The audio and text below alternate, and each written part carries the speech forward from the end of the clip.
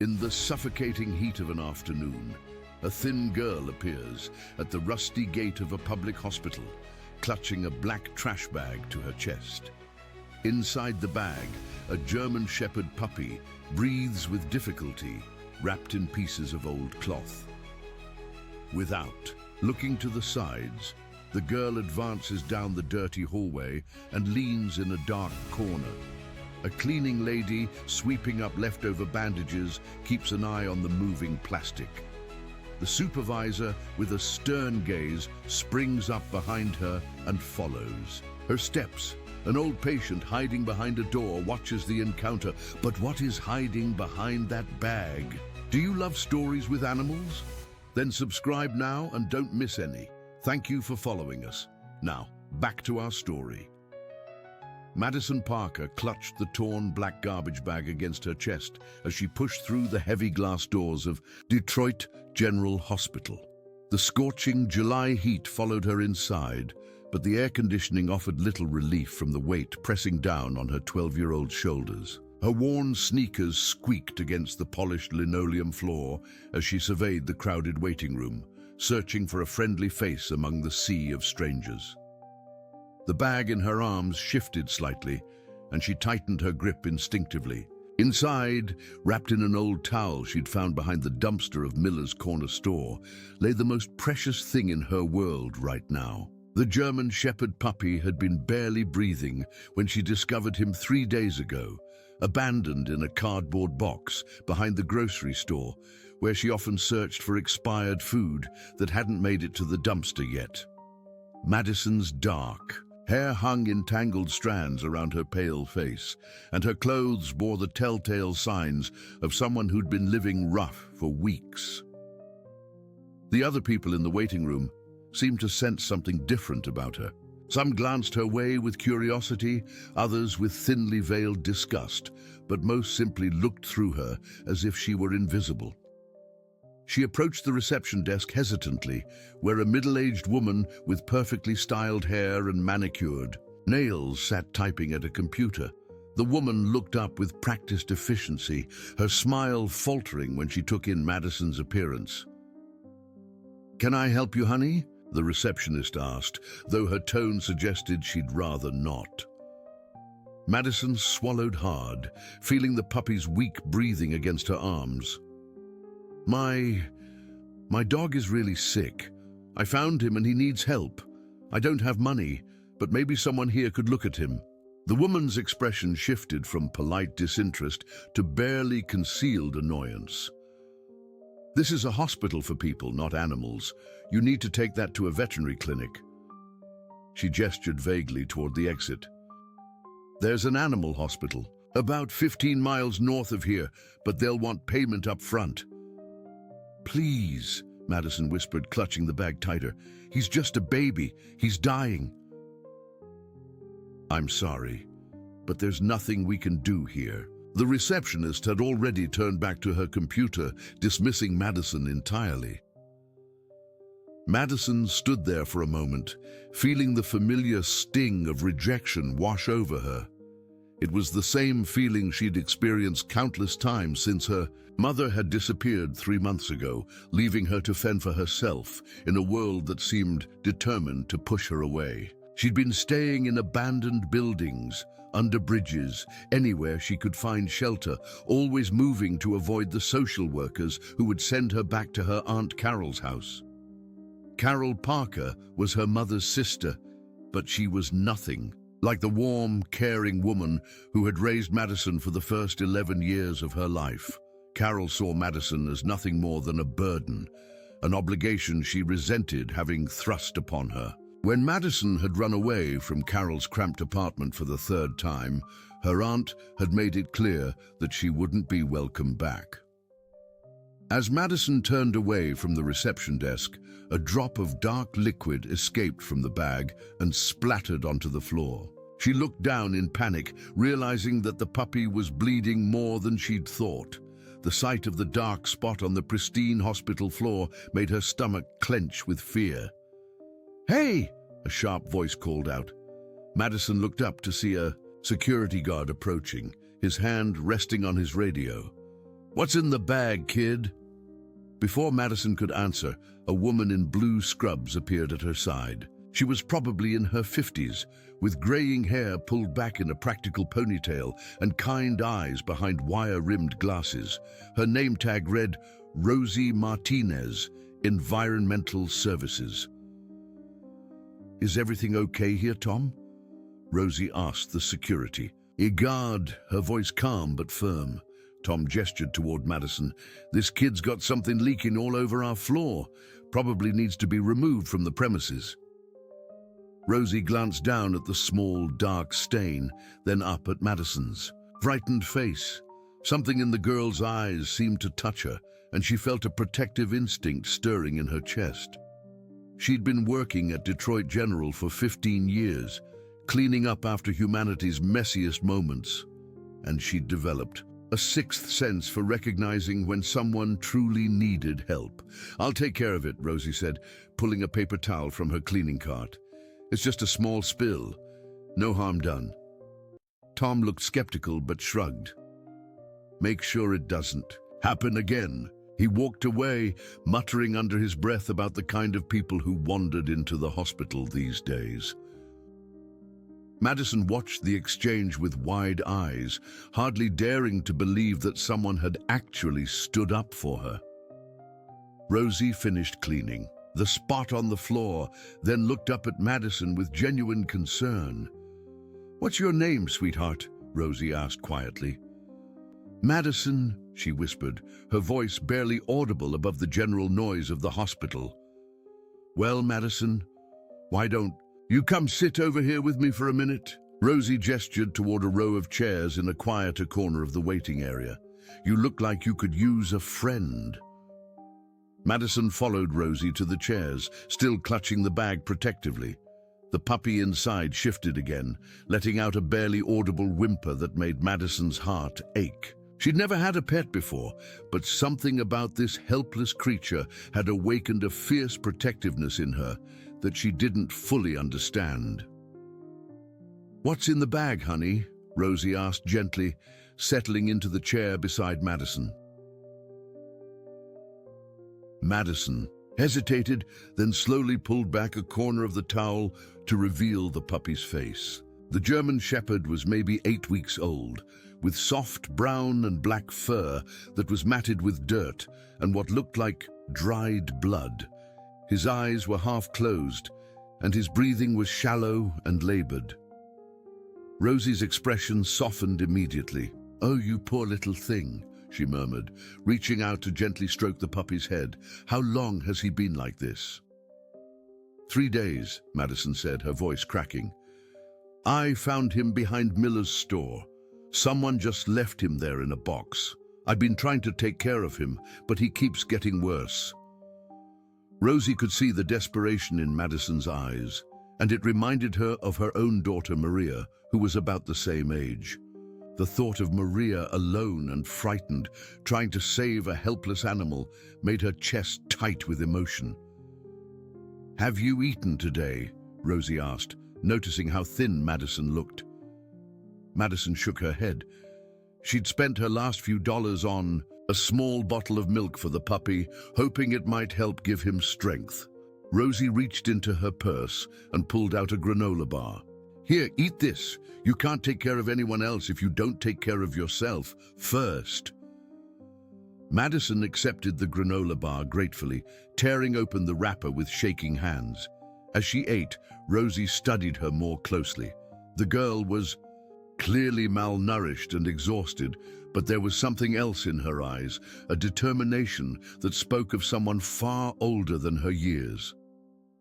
"Where are your parents, Madison?" Rosie asked carefully. Madison's jaw tightened. "My mom's gone. She left a few months ago. I don't know where she went. What about your father?" "Never knew him." Madison's voice was matter-of-fact, as if she'd long ago accepted this reality. "Are you staying with someone? Other family?" Madison didn't answer immediately. Instead, she focused on the puppy, gently adjusting the towel around him. Finally, she spoke. "I can take care of myself, and I'm going to take care of him too." Rosie felt her heart breaking for this brave little girl who was trying so hard to be strong. She'd seen plenty of heartbreak in her years at the hospital, but there was something about Madison that got under her skin in a way she couldn't ignore. "What's his name?" Rosie asked, nodding toward the puppy. Madison thought for a moment. "I've been calling him Hope," she said quietly, "because he's the only good thing that's happened to me in a long time." The name hit Rosie like a punch to the gut. Here was a child who had every reason to give up, who had been abandoned and rejected by everyone who should have protected her, and yet she was still fighting to save something even more helpless than herself. She was still choosing hope. "Madison," Rosie said carefully, "I want to help you and hope. But I need you to trust me, okay?" Madison looked up at her with cautious eyes. Trust didn't come easily anymore, not after everything that had happened. But there was something about Rosie's gentle manner and genuine concern that made Madison want to believe that maybe, just maybe, she'd finally found someone who wouldn't let her down. Before Madison could respond, a commotion erupted near the reception desk. A tall, thin man in a pressed white coat was speaking loudly to the security guard, gesturing in their direction. Madison recognized the anger in his voice, even from across the room, and instinctively pulled Hope closer to her chest. "That's Dr. Frank Wilson," Rosie muttered under her breath, her expression hardening. "He's the hospital administrator, and he doesn't like anything that disrupts his perfect order." Madison watched as Dr. Wilson strode toward them, his face set in lines of irritation and authority. She'd encountered men like him before, people who saw her as nothing more than a problem to be solved or eliminated. Her muscles tensed, ready to run if necessary. But as Dr. Wilson approached, Rosie stood up, positioning herself slightly in front of Madison's chair. The message was clear. If he wanted to get to the girl, he'd have to go through her first. "Mrs. Martinez," Dr. Wilson said, his voice clipped and professional, "I understand we have a situation here that needs to be addressed." Dr. Frank Wilson stood before them like a tower of authority, his perfectly pressed white coat and stern expression radiating the kind of power that Madison had learned to fear. His pale blue eyes moved from Rosie to Madison, lingering disapprovingly on the garbage bag in the girl's arms. "Mrs. Martinez," he repeated, his voice carrying the weight of someone accustomed to immediate compliance. "I've received reports that there's an animal on the premises, which is clearly a violation of our health and safety protocols." Rosie straightened her shoulders, meeting his gaze without flinching. "Dr. Wilson, this is Madison, and she's just a child who needs our help." "What she needs," Dr. Wilson said coldly, "is to remove that animal from my hospital immediately. We have regulations for a reason, Mrs. Martinez. This institution serves the medical needs of human beings, not strays picked up off the street." Madison felt her cheeks burn with shame and anger. She'd heard that tone before, the way adults talked about her when they thought she was just another problem to be disposed of. But something about the way Dr. Wilson dismissed Hope, calling him just a stray, ignited a spark of defiance in her chest. "He's not just a stray," Madison said quietly, her voice trembling but determined. "His name is Hope, and he's sick. He needs help." Dr. Wilson's eyebrows rose slightly, as if he was surprised that Madison had dared to speak to him directly. "Young lady, this is a hospital, not an animal shelter. I'm going to have to ask you to leave immediately, or I'll have security escort you out." "She's not causing any trouble," Rosie interjected, stepping closer to Madison's chair. "She's just sitting quietly, not bothering anyone." "She's bleeding on my floors," Dr. Wilson snapped. "And that animal could be carrying any number of diseases. I won't have my staff or patients exposed to unnecessary risks." As if summoned by the raised voices, Tom, the security guard, reappeared, flanked by another guard Madison hadn't seen before. The message was clear. Dr. Wilson was prepared to use force if necessary to remove her from the hospital. Madison's heart pounded as she looked around the waiting room. Several patients and family members had turned to watch the confrontation, their faces showing various degrees of curiosity, sympathy, and annoyance. She felt exposed and vulnerable, like a spotlight was shining on all her failures and shortcomings. Just as Madison was preparing to bolt for the exit, another voice cut through the tension.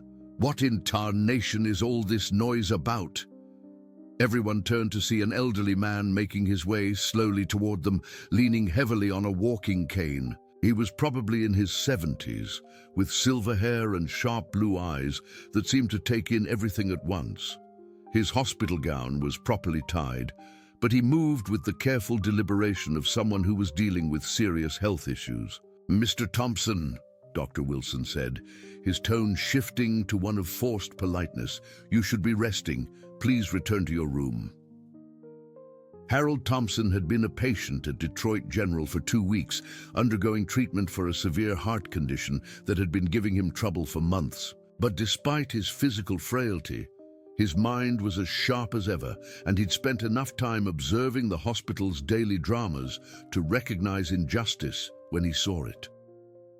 "I'll rest when I'm ready to rest," Harold said firmly, his weathered face creasing into a frown as he looked at Dr. Wilson. "Right now, I'm more interested in why you're hassling a little girl who clearly needs help." "Mr. Thompson, this is a hospital administration matter." "This is a human decency matter," Harold interrupted, his voice carrying the authority of someone who'd lived through enough of life's challenges to know what really mattered. "And from where I'm standing, it looks like you're about to throw a sick child and her pet out onto the street." Dr. Wilson's jaw tightened. Harold Thompson was not just any patient. He was a retired city councilman who still had considerable influence in Detroit, and his family had donated generously to the hospital over the years. Removing him by force would create exactly the kind of public relations nightmare that Dr. Wilson spent his career trying to avoid. "The animal poses a health risk," Dr. Wilson said, trying to maintain his professional composure. "Hospital policy is very clear on this matter. Hospital policy should also be clear about compassion and helping those in need," Harold replied, settling himself carefully into a nearby chair. "Isn't that why we have hospitals in the first place?" Madison watched this exchange with growing amazement. She'd become so accustomed to adults either ignoring her or actively working against her that the sight of someone actually standing up for her felt almost surreal. Harold caught her eye and gave her a reassuring wink. "What's your name, young lady?" Harold asked gently. "Madison," she whispered, still clutching hope against her chest. "And what's your friend's name?" He nodded toward the bag. "Hope," Madison said, her voice growing slightly stronger. "Hope," Harold repeated, as if testing the weight of the word. "That's a fine name for a fine dog. I had a German Shepherd once, back when I was about your age. Smartest, most loyal companion a person could ask for." Dr. Wilson made an impatient sound. "Mr. Thompson, I really must insist." "You know what I think you should insist on?" Harold said, turning back to the administrator with a steely expression. "I think you should insist on finding a way to help this child instead of finding ways to get rid of her." Rosie, who had been watching this verbal sparring match with growing admiration for the old man, decided to seize the moment. "Dr. Wilson, what if we could find a temporary solution, just until we can figure out what to do about Hope's medical needs?" "There is no temporary solution," Dr. Wilson said through gritted teeth. "Animals are not allowed in this facility under any circumstances." "What?" About the therapy dogs that visit the children's ward? Harold asked innocently. Last I checked, those were animals. That's completely different. Those animals are professionally trained and certified. And this animal is sick and needs help, Harold said firmly. Seems to me that makes him exactly the kind of case a hospital should be equipped to handle. Madison felt tears pricking at her eyes as she listened to Harold and Rosie arguing on her behalf. She'd become so used to fighting her battles alone that having allies felt both wonderful and terrifying. Part of her was afraid to hope that this might actually work, that someone might actually help her save Hope. Dr. Wilson's phone buzzed, and he glanced at it with obvious irritation. I don't have time for this discussion. Mrs. Martinez, I'm giving you 15 minutes to resolve this situation. If that animal is still on the premises after that, I'll have security remove both, the girl and the dog, and we'll discuss your employment status tomorrow morning. With that threat hanging in the air, Dr. Wilson strode away, his white coat billowing behind him like the cape of an avenging angel. Rosie watched him go, then turned back to Madison and Harold with a mixture of determination and worry creasing her features. Don't you pay him any mind, Harold said to Madison, reaching over to pat her shoulder gently. Frank Wilson's got about as much heart as a broken refrigerator. But there are good people in this hospital, and we're not going to let anything happen to you or Hope. Ooh. But what can we do? Madison asked, her voice small and frightened. He's the administrator. He can make you lose your job, and he can have me thrown out. Rosie knelt down beside Madison's chair, bringing herself to the girl's eye level. Honey, I've been working in hospitals for 15 years, and I've learned that there's always more than one way to solve a problem. Dr. Wilson may think he runs this place, but he doesn't know every corner of it like I do. What do you mean? Madison asked. I mean, Rosie said with a small smile, that this hospital is a lot bigger than Dr. Wilson realizes. There are places where a small girl and her dog could stay safe while we figure out how to get Hope the medical attention he needs. Harold nodded approvingly. That's the spirit. Sometimes you have to work around the system to make the system work. Madison looked down at Hope, who was breathing a little more heavily now, his small body warm against her arms. She could feel time running out, both for the 15-minute deadline Dr. Wilson had given them and for Hope's rapidly deteriorating condition. But won't you get in trouble? Madison asked Rosie. I don't want you to lose your job because of me. Rosie smiled, and for the first time since Madison had entered the hospital, she felt like someone was looking at her with genuine warmth instead of pity or annoyance. Sweetheart, some things are more important than jobs, and helping a brave little girl take care of her dog is definitely one of those things. Harold struggled to his feet, gripping his cane tightly. Well then, sounds like we'd better get moving. 15 minutes isn't very long, and I have a feeling Dr. Wilson is the type to show up early just to catch us in the act. No, where are we going? Madison asked, standing up carefully with Hope in her arms. First, we're going to find a safe place for you and Hope to rest, Rosie said, beginning to push her cleaning cart toward a corridor that led away from the main waiting area. Then we're going to figure out how to get that puppy the help he needs. As they began to move through the hospital's maze of corridors, Madison felt something she hadn't experienced in months, the possibility that she wasn't completely alone in the world after all. Rosie led them through a series of winding corridors that Madison had never seen before. The walls here were older, painted in faded greens and yellows that spoke of decades of institutional use. The lighting was dimmer than in the main areas of the hospital, and the floors showed more wear from countless feet and wheeled equipment. Where are we going? Madison whispered, adjusting her grip on Hope as they passed closed doors marked with numbers and cryptic medical abbreviations. There's a whole section of this hospital that's been closed off for renovation, Rosie explained, checking over her shoulder to make sure they weren't being followed. Budget cuts delayed the project indefinitely, so now it's just empty rooms and storage space. Harold, moving slowly but determinedly behind them, chuckled softly. Detroit General's been promising to renovate that wing for the better part of a decade. Frank Wilson keeps talking about turning it into a state-of-the-art surgical suite, but somehow the money never materializes. They reached a heavy door marked "Authorized Personnel Only," and Rosie produced a key from the large ring, attached to her belt. "One of the advantages of being in environmental services," she said with a conspiratorial smile. "I have keys to places most people don't even know exist." The door opened to reveal a long hallway lined with rooms that had clearly been abandoned mid-renovation.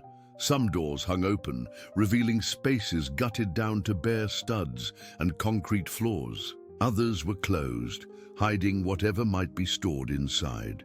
Rosie led them to the third door on the right, unlocking it to reveal a room that had been converted into makeshift storage. Boxes of medical supplies lined the walls, and several pieces of outdated equipment sat covered in dusty sheets. But in one corner, someone had arranged a collection of furniture that looked like it had been salvaged from patient rooms: a bed, a few chairs, and a small table. "The night shift staff sometimes comes here to take breaks," Rosie explained, switching on a small lamp that cast warm light across the space. "It's quiet and nobody bothers you." Madison stepped into the room cautiously, still clutching hope against her chest. The puppy had grown noticeably weaker during their journey through the hospital, and she could feel the alarming warmth of fever radiating from his small body. "Here, sweetheart, let me help you get him settled," Rosie said, pulling a clean towel from one of the supply boxes. She spread it across the bed, creating a soft nest where Madison could lay Hope down. As soon as the puppy was placed on the towel, Madison could see how much his condition had deteriorated. His breathing was rapid and shallow, and his eyes, when he managed to open them, seemed unfocused and distant. A thin discharge had formed around his nose, and his tiny body trembled with each breath. "He's getting worse," Madison said, her voice cracking with emotion. "I don't know what to do." Harold settled himself carefully into one of the chairs, studying Hope with the practiced eye of someone who'd seen his share of suffering. "What's been wrong with him since you found him?" Madison knelt beside the bed, gently stroking Hope's soft fur. "He was really weak when I found him, and he had some cuts on his side. I tried to clean them with water, but they don't seem to be healing right. And he hasn't been able to keep much food down." "Sounds like he might have an infection," Harold said thoughtfully. "Those cuts probably got contaminated before you found him." Rosie opened another supply box and pulled out a bottle of sterile water and some gauze pads. "Let me take a look at those wounds," she said gently. "I'm not a doctor, but I've seen my share of injuries working in this place." Madison carefully lifted the towel that had been covering Hope's side, revealing several deep scratches that were red and inflamed around the edges. Even in the dim light of the storage room, it was clear that the wounds were infected. "Oh, honey," Rosie breathed, her expression growing serious. "These definitely need proper medical attention. He needs antibiotics and probably IV fluids too." "But how can we get that?" Madison asked desperately. "Dr. Wilson made it clear that no one here will help an animal." "Dr. Wilson doesn't speak for everyone in this hospital," Harold said firmly. "There are good people working here, people who got into medicine because they wanted to help, not because they wanted to push around little girls." As if summoned by his words, they heard footsteps in the hallway outside. Madison tensed, preparing to grab Hope and run if necessary, but Rosie held up a calming hand. "Don't worry," she whispered. "I think I know who that is." A moment later, there was a soft knock on the door, followed by a woman's voice. "Rosie, are you in there?" Rosie opened the door to reveal a tall woman in her late 40s, with graying brown hair pulled back in a practical bun, and the kind of no-nonsense expression that suggested she'd seen everything the medical world had to offer. Her scrubs were navy blue, marking her as one of the senior nursing staff. "Eleanor, thank goodness," Rosie said, relief evident in her voice. "Madison, I'd like you to meet Eleanor Shaw.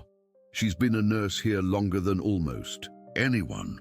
Eleanor stepped into the room, her sharp eyes taking in the scene, the frightened girl, the elderly patient, and the small, sick animal lying on the towel. "Well," she said after a moment, "this is certainly not what I expected when you texted me about needing help with a special situation." "Eleanor's seen it all," Rosie explained to Madison. "If anyone can help us figure out what to do about Hope, it's her." Eleanor approached the bed slowly, her professional demeanor softening as she looked down at the suffering puppy. "May I examine him?" she asked Madison gently. Madison nodded, though she kept her hand protectively near Hope's head. Eleanor's examination was thorough but gentle, her experienced fingers checking the puppy's temperature, pulse, and the condition of his wounds. "He's definitely got a significant infection," Eleanor said after a few minutes, "and he's severely dehydrated. Without treatment, he's not going to make it much longer." Madison felt tears welling up in her eyes. "Isn't there anything we can do? Please, I'll do whatever it takes." Eleanor looked at Madison for a long moment, something in the girl's desperate courage touching her in a way she hadn't expected. "There might be something," she said slowly, "but it would be risky for all of us." "What do you mean?" Harold asked. Eleanor glanced toward the door, as if checking to make sure they weren't being overheard. "I have access to the veterinary supplies we keep on hand for the therapy animals that visit the hospital. Antibiotics, IV fluids, basic medical equipment. Technically, it's all for the certified therapy dogs. But a sick puppy is a sick puppy," Rosie finished with a small smile. "Exactly," Eleanor said. "The question is whether we're willing to risk our jobs to save him." Madison looked around at these three adults who barely knew her, who had no obligation to help her, and yet were seriously considering putting their livelihoods on the line for a stray puppy. The kindness was almost overwhelming after months of rejection and indifference. "I can't ask you to do that," Madison said quietly. "You've already done so much just by giving us a safe place to stay." "You're not asking," Harold said firmly. "We're offering. There's a difference." Eleanor nodded. "I became a nurse because I wanted to help heal things. It doesn't matter to me whether those things have 2 legs or 4 legs." "But what about Dr. Wilson?" Madison asked. "He said he'd fire anyone who helped us." "Frank Wilson is a bureaucrat who's forgotten what hospitals are supposed to be about," Eleanor said with disgust. "He's so worried about liability and regulations that he's lost sight of the fact that we're supposed to be saving lives." Rosie checked her watch. "His 15 minutes are almost up. He'll probably be looking for us soon." "Then we'd better work fast," Eleanor said, moving toward the door. "I can get the supplies we need, but I'll need someone to stay here with Madison and Hope." "I'll stay," Harold volunteered. "My legs aren't up for much running around anyway." "I'll come with you," Rosie said to Eleanor. "If anyone stops us, I can say we're restocking the supply closets." As Eleanor and Rosie prepared to leave on their mission, Madison felt a complex mixture of hope and terror building in her chest.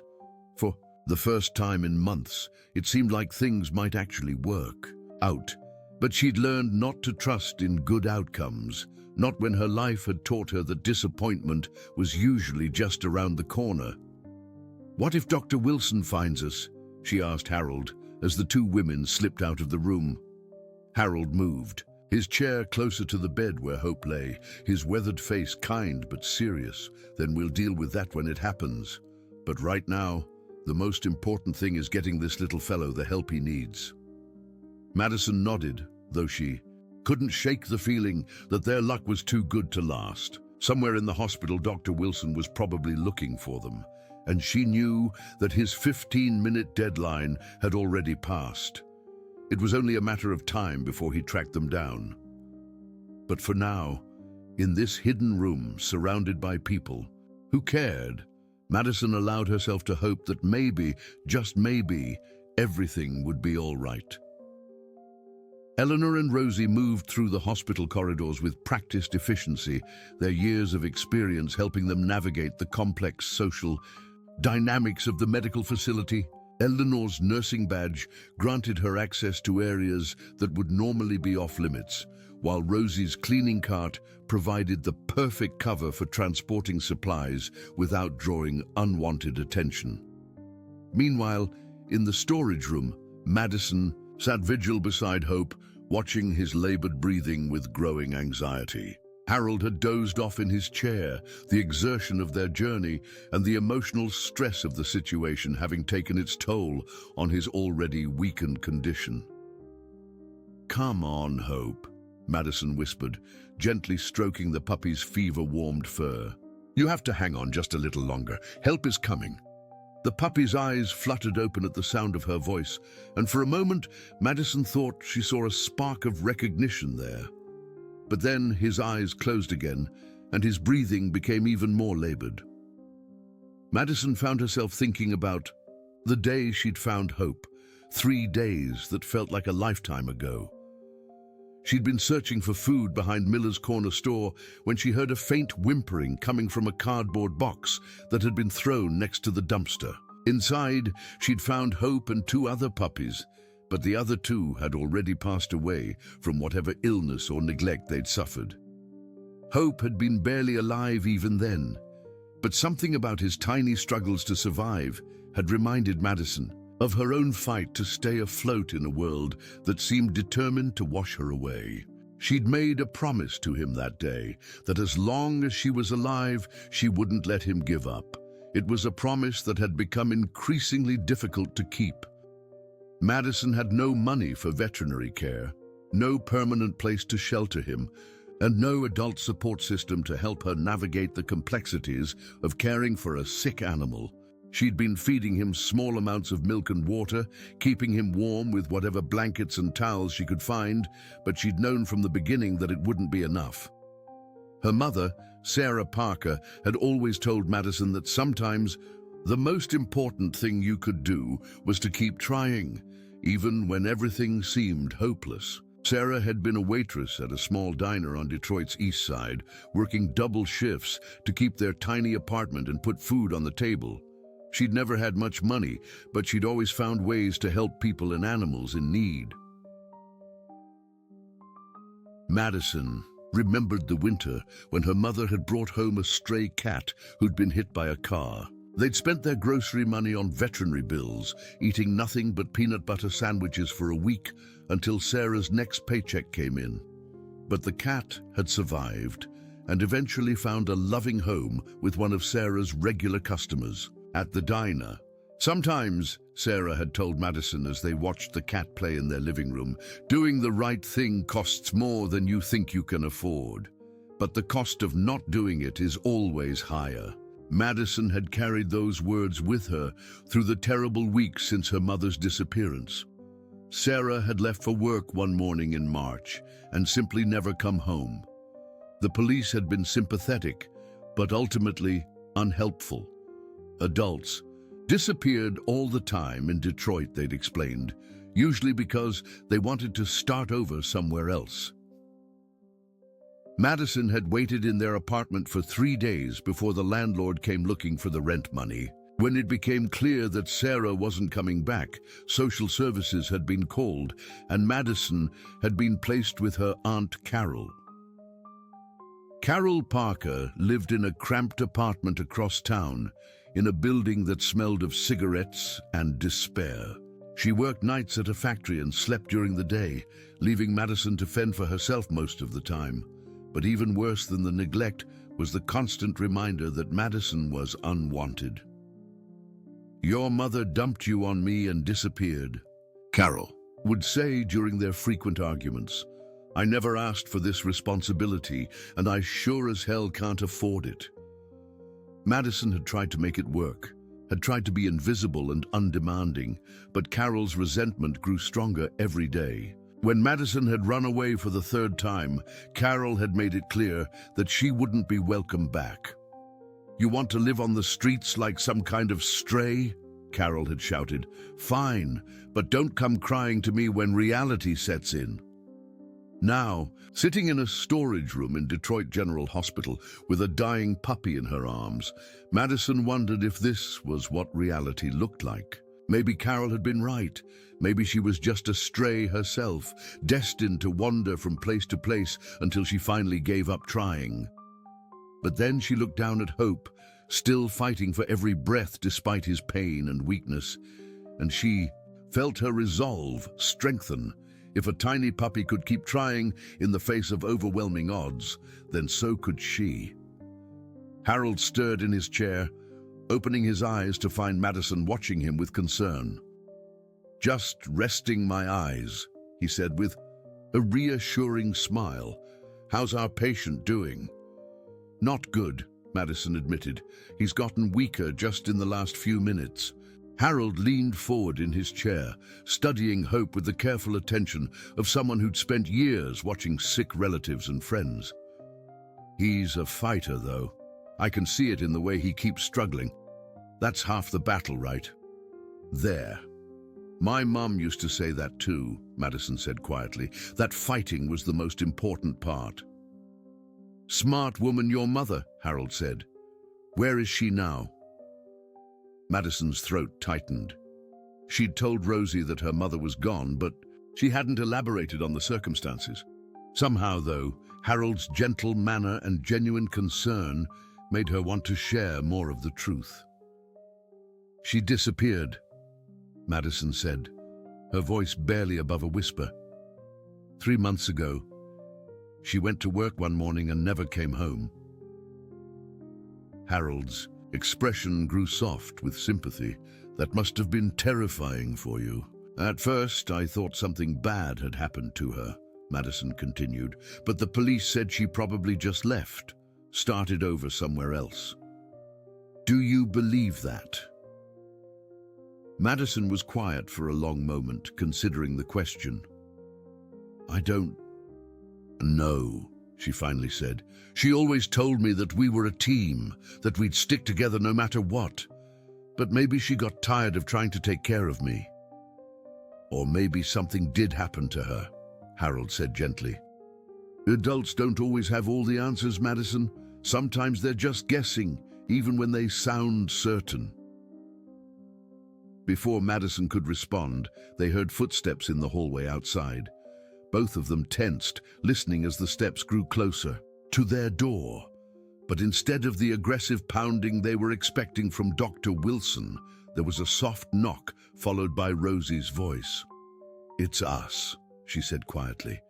Eleanor and Rosie slipped back into the room, their arms full of medical supplies. Eleanor immediately went to work, spreading out equipment on the small table, while Rosie kept watch at the door. "We got everything we need," Eleanor said, pulling on a pair of sterile gloves. "Antibiotics, IV fluids, pain medication, even a small heating pad to help regulate his body temperature." Madison watched in amazement as Eleanor efficiently set up a miniature medical station. Within minutes, she had an IV line running into Hope's tiny leg, delivering much-needed fluids and antibiotics directly into his bloodstream. "This should help with the infection," Eleanor explained as she worked. "The IV fluids will help with his dehydration, and the heating pad will keep his body temperature stable." For the first time since she'd found Hope, Madison felt like maybe there was real reason for hope. "How long before we know if it's working?" "We should see some improvement within a few hours if the antibiotics are effective," Eleanor said. "But I have to be honest with you, Madison. He's very sick. Even with treatment, there's no guarantee." Madison nodded, understanding that Eleanor was trying to prepare her for the possibility that Hope might not survive. But she'd come too far and fought too hard to give up now. "At least we're giving him a chance," she said, reaching out to gently touch Hope's paw. "That's all any of us can do," Harold agreed. "Give each other a chance." As they settled in to wait and see how Hope responded to the treatment, none of them noticed the security camera mounted in the corner of the room, its red recording light blinking steadily. And none of them saw Dr. Wilson sitting in his office 3 floors above, watching their every move on his computer monitor with growing fury. 3 floors above the hidden storage room, Dr. Frank Wilson sat in his spacious office, his face illuminated by the glow of multiple computer monitors displaying feeds from security cameras throughout the hospital. He'd always prided himself on running a tight ship, and part of that control came from knowing exactly what was happening in every corner of his facility. When the girl and her animal had first disappeared from the main waiting area, Wilson had assumed they'd simply left the building. But something about Rosie Martinez's defiant attitude had nagged at him, prompting him to review the security footage more carefully. It hadn't taken long to track their movement through the corridors, following them deeper into the hospital, until they'd entered the closed renovation wing. The fact that Rosie had keys to unauthorized areas was a security breach he'd have to address. But first, he needed to deal with the more immediate problem. Wilson's jaw tightened as he watched Eleanor Shaw, one of his most senior nurses, enter the storage room with arms full of medical supplies. This wasn't just about a stray animal anymore. This was about staff members directly defying his authority and violating hospital protocols. He picked up his phone and dialed the security office. "Tom, I need you and your team to prepare for an intervention. We have a situation in the closed renovation wing that requires immediate attention." "What kind of situation, Dr. Wilson?" "The kind that could expose this hospital to significant liability," Wilson said coldly. "I want that area sealed off and everyone inside brought to my office for disciplinary action."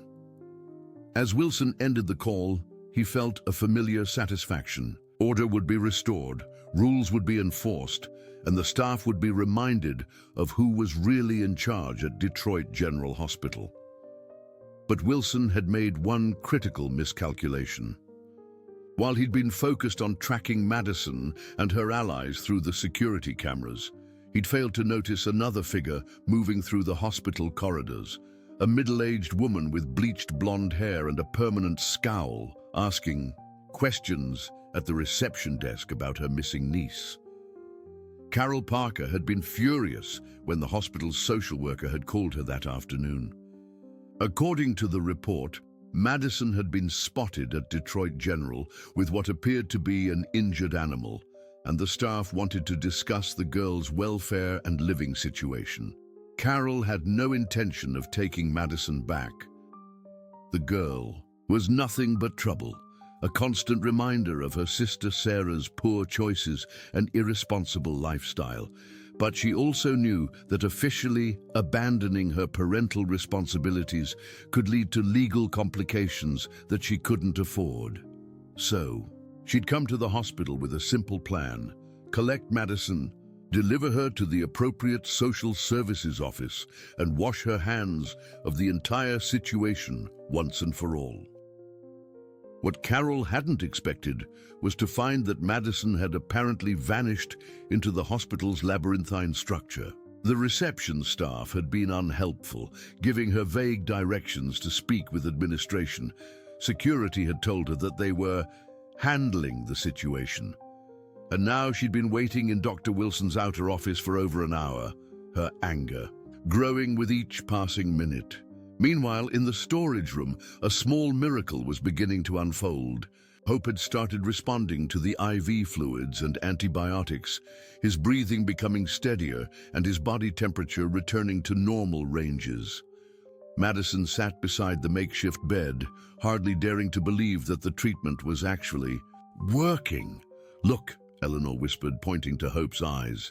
"He's more alert. That's a very good sign."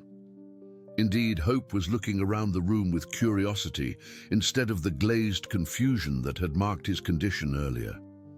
When Madison spoke softly to him, his tail gave a weak but unmistakable wag. "I think he's going to make it," Rosie said, tears of relief streaming down her face. "I can't believe it, but I think he's actually going to be okay." Harold, who had been watching the proceedings with the satisfaction of someone witnessing justice in action, suddenly held up a warning hand. "Do you hear that?" They all listened carefully, and soon they could make out the sound of multiple footsteps in the hallway outside, accompanied by the crackle of radio static that marked security personnel. "They found us," Madison said, her voice flat with resignation. She'd known this moment would come, but she'd hoped they'd have more time. Eleanor quickly began packing up the medical supplies, trying to minimize the evidence of what they'd been doing. "Maybe they're just doing routine patrols," she said, though her voice lacked conviction. The footsteps stopped directly outside their door, followed by a sharp knock. "Security, open up." Madison looked down at Hope, who was still too weak to move on his own. There was no way she could run with him, and she wouldn't leave him behind. After everything they'd been through together, they would face whatever came next as a team. "Madison," Rosie said urgently, "there's a service elevator at the end of the hall. If you can get there—" "No," Madison said firmly. "I'm not running anymore, and I'm not leaving Hope."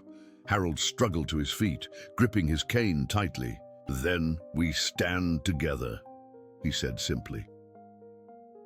The door opened to reveal Tom and two other security guards, their faces set in grim lines of official duty. Behind them, Madison could see Dr. Wilson approaching, his white coat flowing behind him like a banner of authority. "Step away from the animal," one of the guards ordered. "Everyone needs to come with us immediately." Madison stood up slowly, positioning herself protectively between the guards and Hope. "He's sick," she said quietly. "He needs the IV. Please don't move him yet." "The animal will be dealt with appropriately," Dr. Wilson said as he entered the room. His cold eyes took in the medical equipment, the IV line, and the defiant faces of his staff members.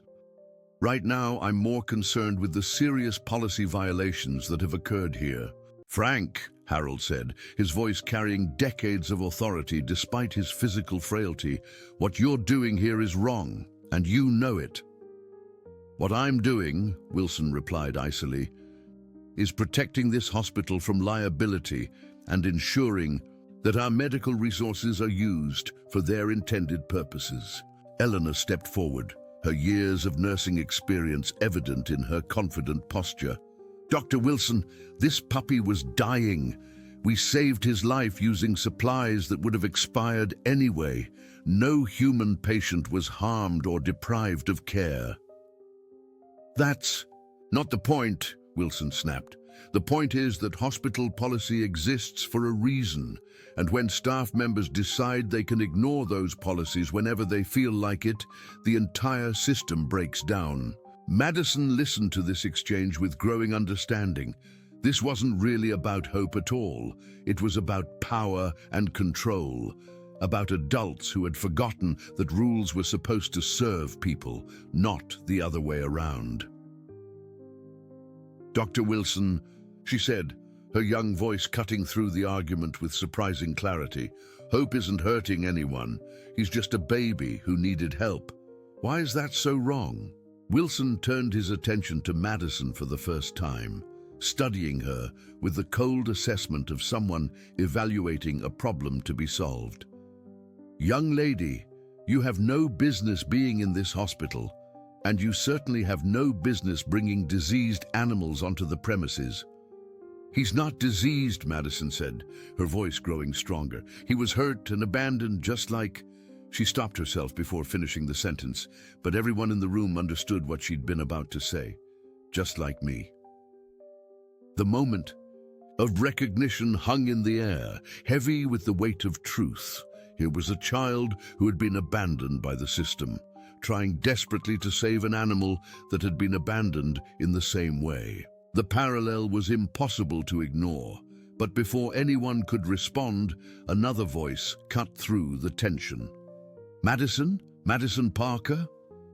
Everyone turned to see Carol Parker standing in the doorway, her face flushed with anger and embarrassment. Madison felt her heart sink as she recognized her aunt's voice. "There you are," Carol said, pushing past the security guards to grab Madison's arm. "Do you have any idea how much trouble you've caused? I've been looking everywhere for you." Madison pulled away from her aunt's grip, but she knew there was nowhere to run. Carol's arrival changed everything, and not in a good way. "I'm taking her home right now," Carol announced to the room, "and getting rid of that filthy animal before it makes someone sick." "No," Madison said, but her voice was small and desperate. "Now, please, he's getting better. He just needs a little more time." "You're coming with me," Carol said firmly, "and that's the end of it." Dr. Wilson watched this family drama unfold with obvious satisfaction. The girl would be removed from his hospital, the animal would be disposed of, and his authority would be restored. Everything was proceeding exactly as he'd planned. But he'd underestimated the bonds that had formed in that storage room, and he'd forgotten that sometimes the most unlikely people become the fiercest protectors when something truly important is at stake. The tension in the storage room was suffocating as Carol Parker tightened her grip on Madison's arm, preparing to drag her niece away from the hospital and back to a life of neglect and resentment. Dr. Wilson stood behind the security guards with an expression of cold satisfaction, believing that order was finally being restored to his domain.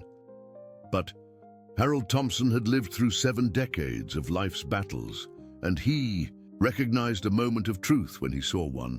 Drawing himself up to his full height despite his physical weakness, he fixed Dr. Wilson with a stare that carried the weight of years and hard-won wisdom. "Frank," Harold said quietly, his voice cutting through the chaos with surprising authority, "before you make any decisions you might regret, there's something you need to know about this situation." Dr. Wilson's eyes narrowed with impatience. "Mr. Thompson, this is a hospital administration matter. It doesn't concern you." "Oh, but it does concern me," Harold replied, reaching into the pocket of his hospital gown. "You see, I've been watching everything that's happened here today, and I've been making some phone calls." He pulled out a small recording device, holding it up for everyone to see. "Funny thing about being a former city councilman, you tend to know people, important people. People who care very much about how taxpayer-funded institutions like Detroit General treat the most vulnerable members of our community." Carol's grip on Madison's arm loosened slightly as she realized that the situation was becoming more complicated than she'd anticipated. Dr. Wilson's confident expression began to falter. "What are you talking about?" Wilson demanded. Harold pressed a button on the recording device, and suddenly the room was filled with the sound of the conversation that had taken place just minutes earlier. Dr. Wilson's cold voice echoed clearly. "The animal will be dealt with appropriately. What I'm doing is protecting this hospital from liability." But it was Madison's response that truly captured the moment. "He's not diseased. He was hurt and abandoned, just like..." Harold stopped the recording and looked directly at Dr. Wilson. "Just like her, Frank. This child was hurt and abandoned, just like the animal she's trying to save, and your response has been to compound that abandonment." Eleanor, who had been watching this exchange with growing understanding, suddenly stepped forward. "Harold's right," she said, her voice gaining strength. "Dr. Wilson, do you have any idea what this child has been through? She's been living on the streets for weeks because the system failed her." "That's not the hospital's responsibility," Wilson said, but his voice lacked its earlier conviction. Isn't it? Rosie interjected, her maternal instincts fully aroused. When a child comes to a hospital seeking help, isn't it our responsibility to provide that help, regardless of whether the patient has 2 legs or 4? Harold held up his hand, commanding attention once again. I made those phone calls I mentioned. Frank, to Channel 7 News, to the Detroit Free Press, and to the mayor's office. They're all very interested in a story about how Detroit General Hospital's administration threw a homeless child and her sick puppy out onto the street. Madison watched this confrontation with amazement. These adults, people who barely knew her, were putting their reputations and jobs on the line to defend her. It was a level of protection and advocacy she'd never experienced before. But it was Harold's next words that truly changed everything. There's something else, Frank. Something I discovered when I started making inquiries about Madison's situation. Harold's voice grew gentler as he turned to the girl. Madison, honey, what was your mother's full name? Sarah Elizabeth Parker, Madison said, confused by the question. Harold nodded slowly. And she worked as a waitress at Mickey's Diner on East Jefferson. Madison's eyes widened. How did you know that? Because, Harold said gently, I've been looking for your mother for the past 2 months. The room fell silent as the implications of this statement sank in. Madison felt her knees grow weak, and Eleanor quickly moved to support her. What do you mean? Madison whispered. Harold's weathered face was kind but serious. Madison, your mother didn't abandon you. She was in a car accident on her way home. From work in March. She's been in a coma at University Hospital this whole time. The words hit Madison like a physical blow. Everything she'd believed about her mother's disappearance, all the pain and abandonment she'd felt, suddenly shifted into a completely different reality. She's alive, Madison managed to say. Very much alive, Harold confirmed. And she's been asking for you every day since she woke up 2 weeks ago. The problem was that the social worker assigned to your case filed incorrect paperwork. Your mother was listed as having no known family, and you were listed as having been placed with relatives. The system failed both of you. Carol Parker's face had gone pale as she listened to this revelation. She'd known about Sarah's disappearance, but she'd never bothered to investigate further. The relief of having Madison out of her hair had been too appealing. Dr. Wilson, meanwhile, was beginning to understand that his carefully controlled situation had just exploded beyond all recognition.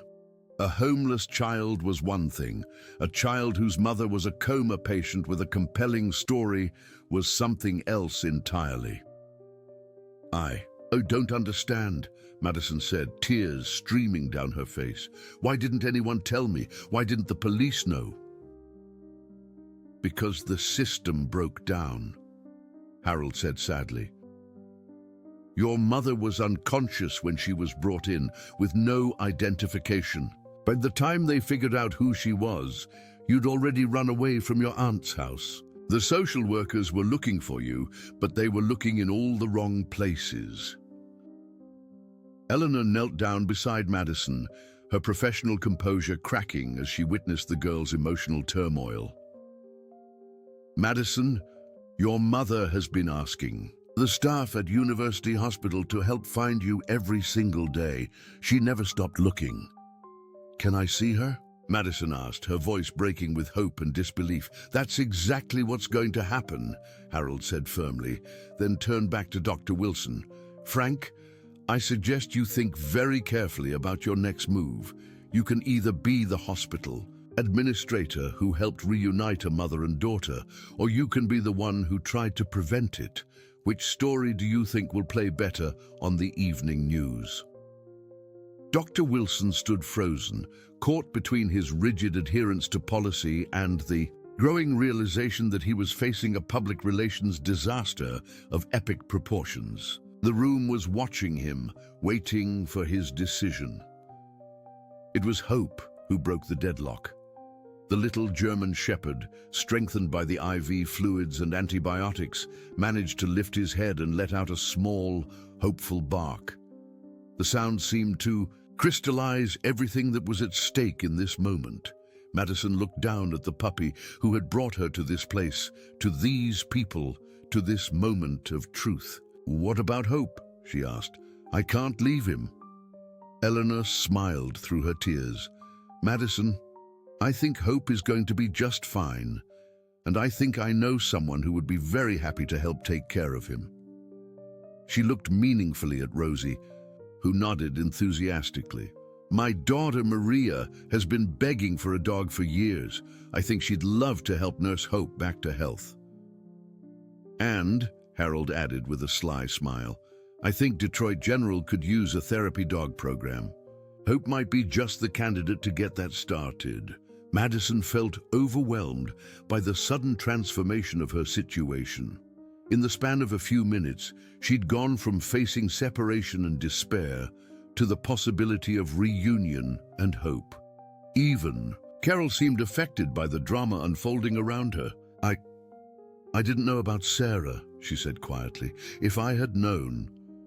"The important thing is what happens now," Eleanor said firmly. "Madison needs to be with her mother." All eyes turned to Dr. Wilson, who stood at the center of this emotional storm, still holding the power to determine what happened next.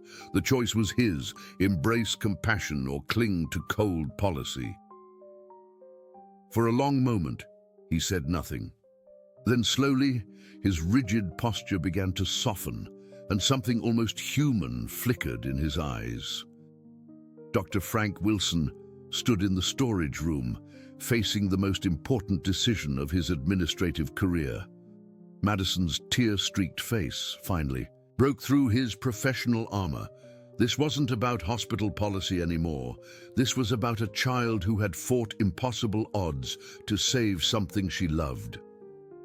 "Tom," Dr. Wilson said quietly to the security chief, "please escort Mr. Thompson and Ms. Parker to University Hospital immediately. They have a reunion to attend." Madison looked up in amazement. "But what about Hope?" Eleanor stepped forward. "Madison, Hope is stable now. The antibiotics are working, and he's going to make a full recovery.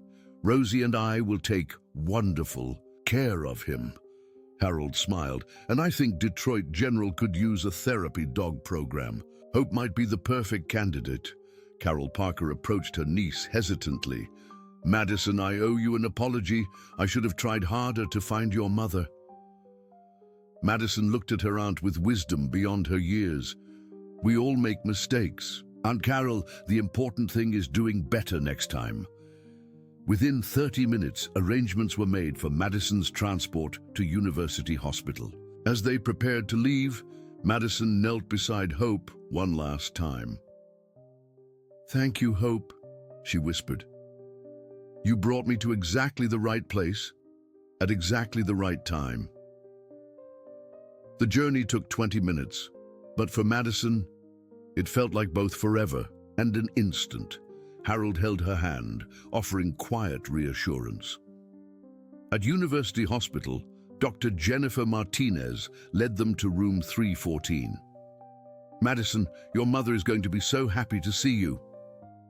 Madison stepped into the room and saw her mother, sitting up in bed, thinner but unmistakably the same loving woman who had raised her. Sarah's face showed disbelief, then recognition, then overwhelming joy. "Madison!" Sarah cried, opening her arms wide. Madison ran to the bed and threw herself into her mother's embrace. Months of fear and loneliness melted away in that moment. "I thought you left me," Madison sobbed. "Never," Sarah said fiercely. "I would never leave you. I've been trying to find you every single day." Over the next hours, the pieces came together. Sarah's car had been hit by a drunk driver. She'd been unconscious for weeks, and bureaucratic errors had kept them apart. "You saved Hope," Sarah said proudly, "and in doing that, you saved yourself." "He saved me first," Madison replied. "If I hadn't found him, I never would have met Rosie and Eleanor and Harold. 3 weeks later, Sarah was discharged. She and Madison moved into a comfortable apartment near Sarah's new job at a medical clinic. Hope recovered completely and became Detroit General's first therapy dog in training under Maria's care. Dr. Wilson emerged with his reputation enhanced. The story generated positive media coverage and community support. Eleanor and Rosie became Madison's unofficial aunts, while Harold found new purpose, advocating for better coordination between hospitals and social services. On a sunny afternoon in late August, Madison sat in Detroit General's therapy garden with Hope, now wearing his official therapy dog vest. "You know," Madison said to Hope, "Mom was right about fighting being the most important part. But sometimes, the best fights are the ones we fight for someone else. And sometimes, when we're brave enough to keep trying, we discover that we were never really alone at all." Her story had become part of the hospital's legend, a reminder that healing happens not just through medicine, but through the simple act of refusing to give up on someone who needs help. Dear listeners, we hope that Madison and Hope's journey has touched your hearts as deeply as it has touched ours. Their story reminds us that even in our darkest moments, there are people willing to stand up for what's right, and that love and determination can heal the most broken things. If this story has moved you, we invite you to explore our special collection of similar tales by clicking the link to your left. Please subscribe to our channel and share your thoughts in the comments below. Every day, we bring you stories that celebrate the resilience of the human spirit and the power of compassion to transform lives. Thank you for being part of our community of storytellers and dreamers.